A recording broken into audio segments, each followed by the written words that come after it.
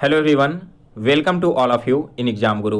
दोस्तों, Indian air force X and Y group के result को लेकर आपका काफ़ी समय से इंतजार था, जो कि अब समाप्त होने वाला है और आने वाले कुछ ही दिनों में आपको इसके रिजल्ट भी देखने को मिल जाएंगे।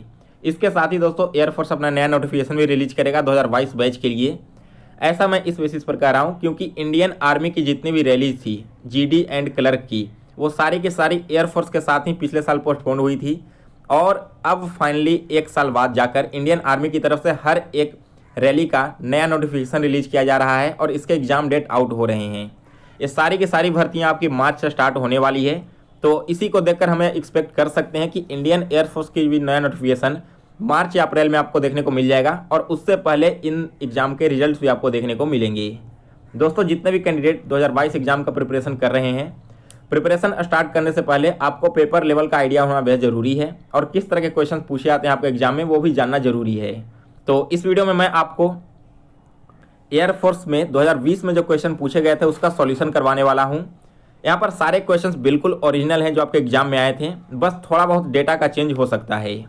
दोस्तों, अगर आप इन सारे क्वेश्चंस का पीडीएफ डाउनलोड करना चाहते हो तो पीडीएफ डाउनलोड करने का लिंक वीडियो के डिस्क्रिप्शन बॉक्स में दिया गया है, वहाँ से आप इसे डाउनलोड कर लेना। और चलिए आज का वीडियो शुरू करते हैं। तो देखिए, पहला क्वेश्चन जो पूछा गया था, किसी परीक्षा में उत्तीर्ण हुए लोगों में स्मिता का ऊपर से स्थान 16वां तथा नीचे से 29वां था। 6 छात्रों ने परीक्षा छोड़ दी और 5 छात्र उसमें अनुत्तीर्ण रहे हैं, तो कक्षा में कुल कितने छात्र थे? देखिए, सबसे पहले एक लड़की है जिसका ऊपर से 16 पोजीशन है और नीचे से 29 पोजीशन है। ठीक है, ऐसे क्वेश्चन आपको एयरफोर्स एंड नेवी एमआर के एग्जाम में बहुत देखने को मिलते हैं। तो देखिए दोस्तों, सबसे पहले तो अगर ऊपर से किसी व्यक्ति का पोजीशन दिया हुआ हो और नीचे से व्यक्ति का पोजीशन दिया हुआ हो, तो टोटल व्यक्ति की संख्या हम कैसे निकालते हैं? दोनों को आपको ऐड कर देना होता है। 16 + 29, इसे ऐड करोगे तो आपको मिलेगा 45 और इस 45 में से एक माइनस कर दो, यानी कि टोटल 44 छात्र ऐसे हैं जो कि परीक्षा में उत्तीर्ण हो चुके हैं। लेकिन क्वेश्चन हमसे पूछा क्या गया है कि कक्षा में कुल कितने छात्र थे? तो 44 स्टूडेंट एग्जाम को पास कर चुके हैं। इसके अलावा 6 ऐसे स्टूडेंट हैं जिन्होंने पेपर को छोड़ दिया है और 5 ऐसे स्टूडेंट हैं जो कि फेल्ड हो गए हैं पेपर में। लेकिन हमसे पूछा क्या गया, टोटल स्टूडेंट की संख्या ना, तो हम क्या करेंगे, पास होने वाली की संख्या, एग्जाम छोड़ने वाली की संख्या और फेल होने वाली की संख्या, सभी को यहाँ पर ऐड कर देंगे और ऐड करने के बाद आपको वैल्यू मिलेगा 55, यानी कि डी ऑप्शन इस क्वेश्चन का करेक्ट आंसर है। आगे बढ़ते हैं अगले क्वेश्चन की ओर। नेक्स्ट है क्वेश्चन नंबर 22। रवि ने पूर्व की ओर चलना प्रारंभ किया। 1 किलोमीटर चलने के उपरांत वह दक्षिण की तरफ मुड़ जाता है और 5 किलोमीटर चलता है। पुनः वह पूर्व की ओर मुड़ता है और 2 किलोमीटर चलता है। अंतिम बार वह उत्तर की ओर मुड़ता है और 9 किलोमीटर चलता है। तो वह अपने प्रारंभिक बिंदु से कितनी दूरी पर स्थित है? जब भी इस तरह के डिस्टेंस एंड डायरेक्शन वाले क्वेश्चन होना, तो आपको क्या करना है, जहाँ से स्टार्ट हो रहा है क्वेश्चन है वहाँ से जैसे जैसे डायरेक्शन में मूव कर रहा है बस मूव करवाते चले जाओ, आपका आंसर चला आएगा। देखो, सबसे पहले तो रवि ने पूर्व की ओर चलना स्टार्ट किया, तो आपको डायरेक्शन का नॉलेज होना चाहिए। ऊपर की ओर डायरेक्शन नॉर्थ है, नीचे साउथ है, राइट साइड में ईस्ट है एंड लेफ्ट साइड में वेस्ट होता है। अगर रवि ने पूर्व की ओर चलना प्रारंभ किया है, दैट मीन्स कि वो इस डायरेक्शन में जा रहा होगा। तो अब हम यहाँ से क्वेश्चन को स्टार्ट करते हैं। देखिए, सबसे पहले तो रवि ने कहाँ से चलना स्टार्ट किया? पूर्व की ओर से चलना स्टार्ट किया है और 1 किलोमीटर चलने के उपरांत वह दक्षिण की ओर मुड़ जाता है, तो साउथ की ओर मुड़ेगा, यानी कि नीचे की ओर आ गया। अब यहाँ पर वह 5 किलोमीटर चलता है। 5 किलोमीटर चलने के बाद फिर क्या हो रहा है, वह पूर्व की ओर मुड़ जा रहा है और 2 किलोमीटर और चलता है, यानी कि इस डायरेक्शन में मुड़ने के बाद 2 किलोमीटर और चला और फिर से वो नॉर्थ की ओर मुड़ता है और 9 किलोमीटर चलता है। नॉर्थ की ओर मुड़ के 9 किलोमीटर। तो देखो, यहाँ तक जो आपका ये वाला जो डिस्टेंस है वो क्या है, 5 किलोमीटर है, तो बचा हुआ ऊपर वाला पार्ट 4 हो गया। आपसे पूछा गया कि उसका जो इनिशियल पॉइंट है और फाइनल पॉइंट है, इन दोनों के बीच की दूरी क्या होगी? दोस्तों, डिस्टेंस एंड डायरेक्शन में 2 तरह के क्वेश्चन पूछे जाते हैं। एक तो आपसे टोटल डिस्टेंस पूछा जाएगा इनिशियल पोजीशन से फाइनल पोजीशन तक का, और एक दूरी पूछी जाती है, यानी कि मिनिमम डिस्टेंस कितना है। तो अगर टोटल डिस्टेंस पूछा जाए तब आपको क्या करना होता है, इस पूरे वैल्यू को ऐड कर देना होता है जो जो ये चला है और उसे बता दो। लेकिन यहाँ पर हमें शॉर्ट डिस्टेंस पूछा गया है, तो क्या करेंगे, हम इसे सॉल्व करते हैं पाइथागोरस थ्योरम से। इसे यहाँ से इस तरह से मिला दोगे तो देखो, एक ट्रायंगल का फॉर्मेशन यहाँ पर हो जा रहा है ना।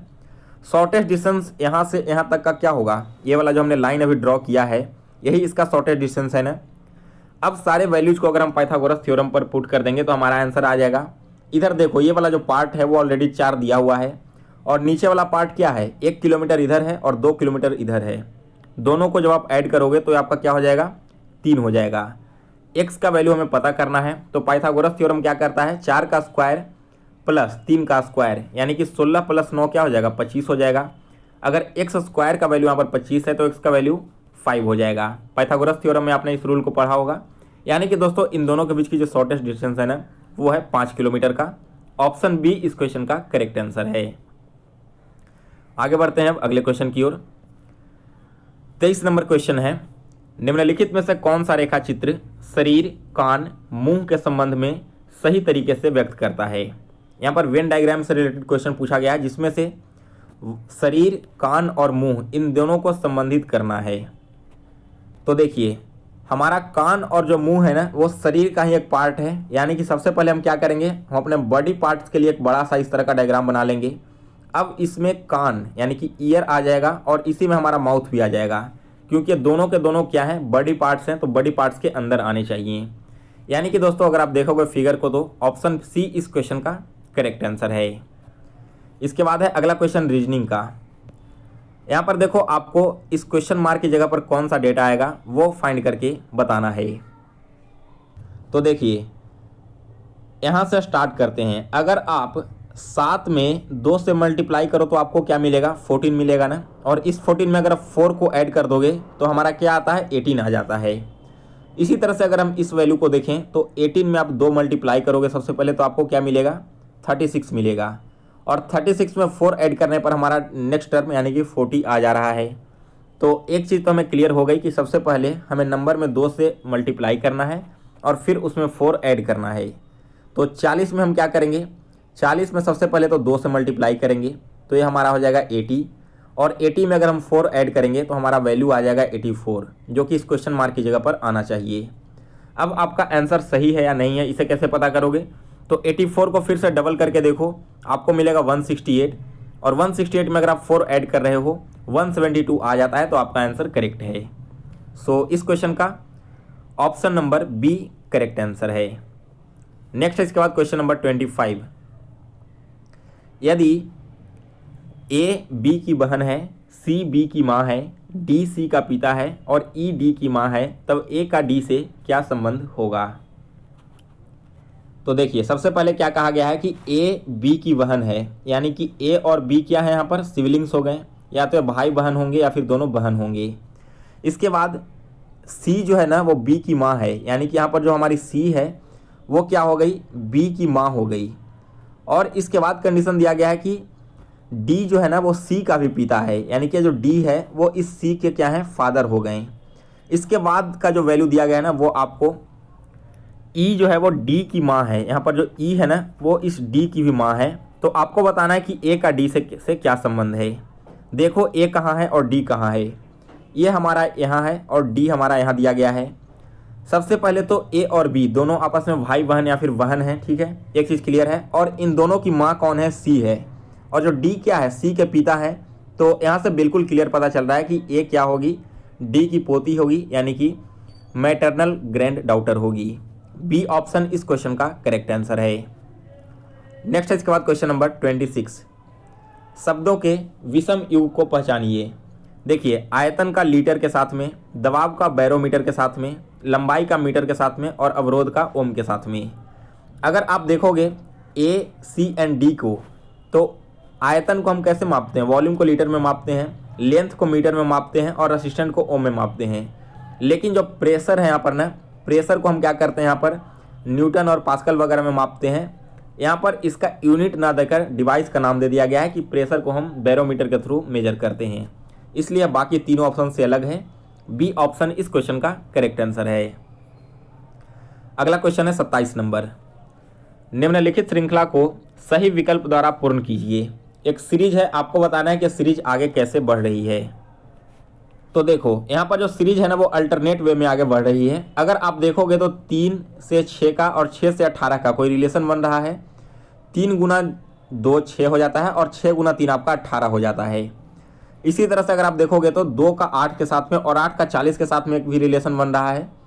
2 गुना 4 8 होता है और 8 गुना 5 40 होता है।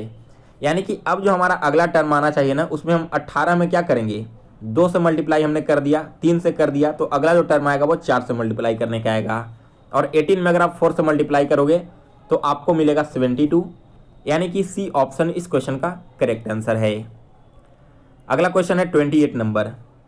यदि प्लस का अर्थ डिवाइड है, माइनस का अर्थ मल्टीप्लाई है, मल्टीप्लाई का अर्थ प्लस है एंड डिवाइड का अर्थ माइनस है, तब इस क्वेश्चन का वैल्यू बताइए। सारे डेटा को हम लिख देते हैं, इजीली हमारा आंसर निकल के चला आएगा।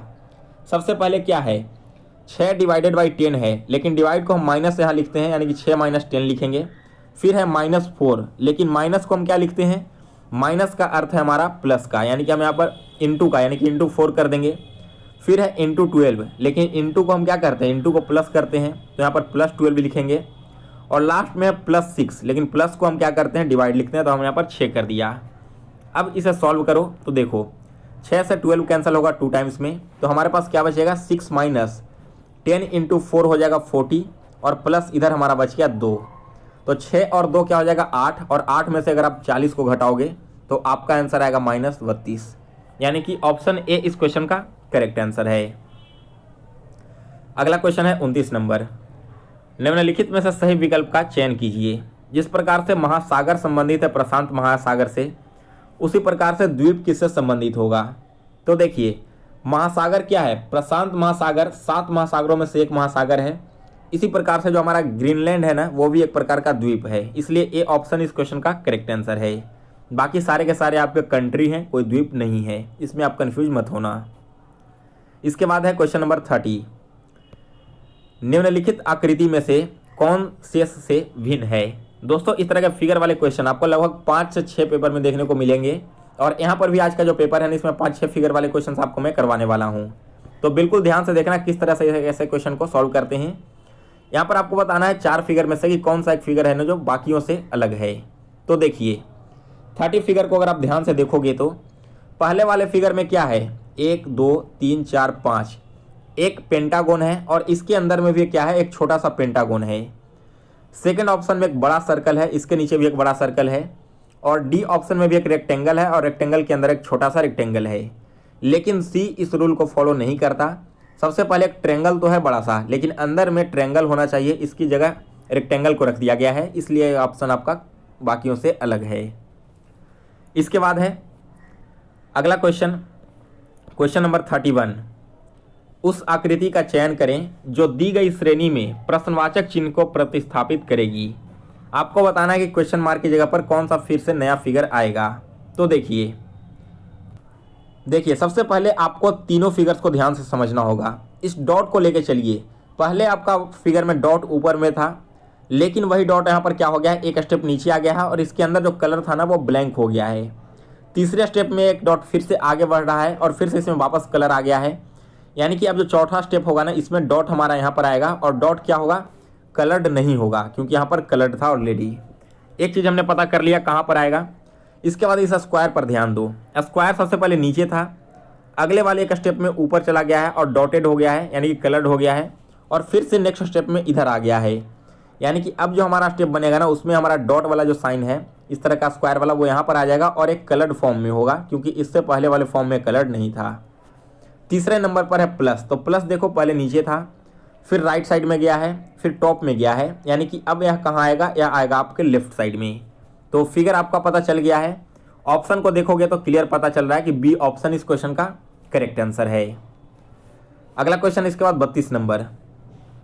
निम्नलिखित आकृति श्रृंखला में आने वाली अगली आकृति का चयन कीजिए। देखो यहाँ पर क्या हो रहा है, सबसे पहले देखो बीच में एक लाइन था, यहाँ पर एक लाइन हो गया, फिर से 2 लाइन था, 2 लाइन हो गया, यानी कि अब जो हमारा अगला फिगर आएगा ना, इसमें 3 लाइनें होंगी। अगर हम इस प्रकार से देखें तो 2 लाइनें यहाँ पर थी इस डायरेक्शन में, इधर 2 लाइनें इधर हो गई, फिर से 3 लाइन इस डायरेक्शन में हो गया, और 3 लाइन इधर डायरेक्शन में, यानी कि अब जो आएगा ना फिगर, इसमें हमारा इस प्रकार से 4 लाइन बनना चाहिए और इधर से 3 लाइन बनना चाहिए। तो डी ऑप्शन इस क्वेश्चन का करेक्ट आंसर है। अगला क्वेश्चन है 33 नंबर। नीचे दिए गए आकृति श्रृंखला में आने वाली अगली आकृति का चयन कीजिए। आपको बताना है कि इनमें से कौन सा फिगर नेक्स्ट टर्म में आएगा। तो इस क्वेश्चन का आंसर आप सभी लोग कमेंट करके बताना, क्योंकि इससे पहले लगभग 3 क्वेश्चन मैंने आपको फिगर वाले करवा दिए हैं, तो आपको आइडिया लग चुका होगा कि फिगर वाले क्वेश्चन कैसे सॉल्व करते हैं। जल्दी से आप सारे लोग जल्दी से इसका कमेंट में आंसर बताओ, फिर मैं आगे बढ़ता हूँ। सबसे पहले देखो 34 क्वेश्चन में ऊपर का जो एरो है ना, वो अगले स्टेप में क्या हो रहा है, एरो बीच में आ जा रहा है, और इसका जो इस प्रकार से एरो लगा हुआ था वो कन्वर्ट हो जा रहा है इस तरह से आपके सेकंड वाले फिगर में। फिर अगर थर्ड वाले फिगर में देखोगे तो एरो आपके सबसे नीचे में आ जा रहा है, और ये जो पोजीशन था वापस से रिमूव होके पहले वाले पोजीशन में आ गया है। और चौथे वाले फिगर में क्या हो रहा है कि ये जो एरो है ना वो आपका ऊपर में चला जा रहा है, और आगे की ओर जो एरो लगा हुआ था वो फिर से हट करके पीछे की ओर आ जा रहा है। तो यहाँ से एक बात क्लियर हो गई कि हमारा जो एरो है अगले स्टेप में वो आएगा मिडल में, और मिडल में आने के बाद उसका डायरेक्शन किस प्रकार का होगा, तो डायरेक्शन होगा इस तरह का।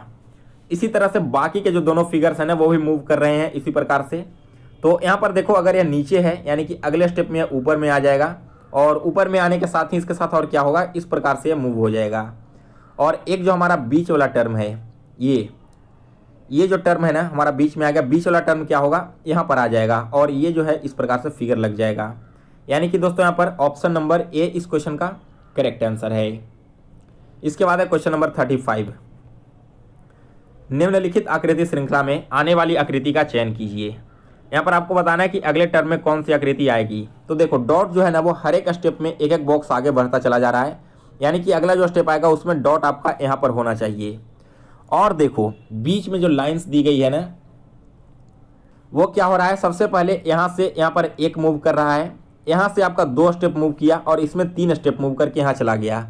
यानी कि जो नेक्स्ट फिगर आएगा उसमें 4 स्टेप मूव करेगा। तो यहाँ से अगर 4 स्टेप मूव करवाओगे तो 1 2 3 और 4, यानी कि इस बॉक्स में फिगर आना चाहिए, और इसके जस्ट बगल में डॉट भी आना चाहिए। तो बी ऑप्शन इस क्वेश्चन का करेक्ट आंसर है। सो गाइस यहाँ पर टोटल 15 क्वेश्चन लगभग आए थे रीजनिंग के, जो मैंने आपको सॉल्व करवा दिया है, जिसमें से आपने देखा कि 5 क्वेश्चन का जो वेटेज है ना वो आपके फिगर वाले क्वेश्चन हैं। तो सबसे ज़्यादा फोकस आपको इन्हीं टॉपिक्स पर करना है। अब इसके बाद आगे के क्वेश्चन देखते हैं। तो चलिए यहाँ पर जीके के क्वेश्चन देखेंगे और फिर उसके बाद मैथ्स के क्वेश्चन सॉल्व करेंगे। जीके का क्वेश्चन में पहला क्वेश्चन था, भांगड़ा किस राज्य का नृत्य है। दोस्तों भांगड़ा जो है ना वो आपका पंजाब का नृत्य है, यानी कि ऑप्शन ए इस क्वेश्चन का करेक्ट आंसर है। अगला क्वेश्चन है 45 नंबर। 1687 में जब अंग्रेज ने गोलकुंडा किले पर अधिकार किया उस समय गोलकुंडा का शासक कौन था। दोस्तों 1687 में औरंगजेब ने गोलकुंडा किला हथिया लिया था। उस समय वहाँ के शासक थे अबुल हसन कुतुब शाह। नेक्स्ट है क्वेश्चन नंबर 46। मलेशिया में किंटा घाटी किस लिए प्रसिद्ध है। दोस्तों यह प्रसिद्ध है आपकी टीन के उत्पादन के लिए। नेक्स्ट है क्वेश्चन नंबर 47। फायर अलार्म में निम्नलिखित में से किसका उपयोग किया जाता है। दोस्तों जो फायर अलार्म लगा होता है इसमें उपयोग किया जाता है फोटो सेल का, ताकि जैसे ही फायर लगे तो गर्मी से वहां पर अलार्म बजने लगे। 48 क्वेश्चन है, भारतीय संविधान का कौन सा अनुच्छेद केंद्रीय सतर्कता आयोग का वर्णन करता है। दोस्तों सेंट्रल विजिलेंस कमीशन, ठीक है, इसका आयोग का जो वर्णन है ना यह किया गया है आपके आर्टिकल,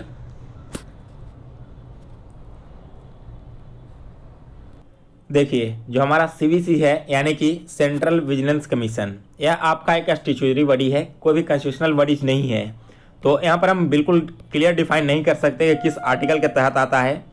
यहाँ पर दोस्तों बहुत सारे आर्टिकल हैं जिसके तहत सीवीसी अपना वर्क करती है, ना कि सीवीसी किसी के खास आर्टिकल पर डिपेंड रहती है। तो हम बोल सकते हैं यहाँ पर आपका डी ऑप्शन करेक्ट आंसर है। वैसे आर्टिकल 280 के तहत प्रेसिडेंट वगैरह की बैठक के साथ में इसकी नियुक्ति की जाती है। अगर आपसे क्वेश्चन में इस तरह के ऑप्शन दिए रहे तो आप उसे टिक आउट कर सकते हो, अदरवाइज आप यहाँ पर सीधे इसे डी ऑप्शन क्लिक करना, उपयुक्त में से कोई नहीं। नेक्स्ट यहाँ पर देखिए क्वेश्चन नंबर 49। राष्ट्रीय चंबल अभयारण्य निम्नलिखित में से किस राज्य का हिस्सा नहीं है। जो चंबल अभयारण्य है ना यह आपका कहाँ कहाँ है, तो उत्तर प्रदेश में है, मध्य प्रदेश में है और राजस्थान में है, हरियाणा में नहीं है, इसलिए सी ऑप्शन इस क्वेश्चन का करेक्ट आंसर है। अगला क्वेश्चन है 50 नंबर। वर्ष 1987 में संयुक्त राष्ट्र में पर्यावरण से संबंधित एक प्रतिवेदन की प्रस्तुति के उपरांत धारणीय विकास यानी कि सस्टेनेबल डेवलपमेंट पर चर्चा आरंभ हुई। वह प्रतिवेदन क्या था। दोस्तों यह था आवर कॉमन फ्यूचर, ठीक है, आवर कॉमन फ्यूचर, यानी कि बी ऑप्शन इस क्वेश्चन का करेक्ट आंसर है। सो गाइज यहाँ पर मैंने आपको रीजनिंग एंड जीके के टोटल पेपर सॉल्व करवा दिया है। मैथ्स का जो पेपर है वो मैं आपको नेक्स्ट वीडियो में करवाऊंगा, क्योंकि यह पेपर ऑलरेडी काफ़ी लंबा हो चुका है। दोस्तों अगर आपको वीडियो पसंद आया हो तो इसे लाइक और शेयर करें। साथ ही में आप इसका पीडीएफ डाउनलोड करके अपने पास रख लेना। पीडीएफ डाउनलोड करने का लिंक आपको वीडियो के डिस्क्रिप्शन बॉक्स में मिल जाएगा। और दोस्तों वीडियो पसंद आया तो लाइक और शेयर करें। इस चैनल पर नए हो तो चैनल को सब्सक्राइब करें। और एयरफोर्स 2022 की तैयारी करना चाहते हो तो कमेंट करके जरूर बताना।